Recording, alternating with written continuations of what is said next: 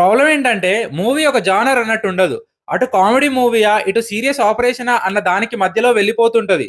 అటో ఇటో ఉంటే ఈ ప్రాబ్లమ్ ఉండేది కాదేమో అనిపించింది. 2 కవర్ చేయడానికి ట్రై చేసి ఎటూ కాకుండా తయారైంది అవుట్‌పుట్.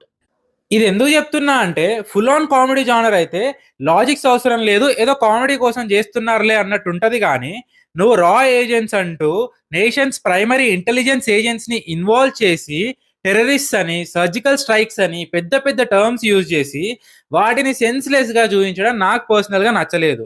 ఒక రాంగ్ రిఫరెన్స్ ఆర్ ఇన్‌ఫ్లూయెన్స్‌లా పోర్ట్రే అయ్యే chances ఉన్నాయనిపించింది.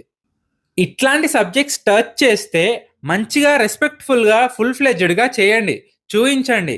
Like 'Major', 'Uri', 'article 370' informative and inspiring అనిపిస్తాయి అలాంటి మూవీస్. అంతేగాని ఇట్లా రా ఏజెన్సీ, టెర్రరిస్ట్ అంటూ మాట్లాడుతూ వాటిని కామెడీ చేస్తే పెద్దగా బాలేదు.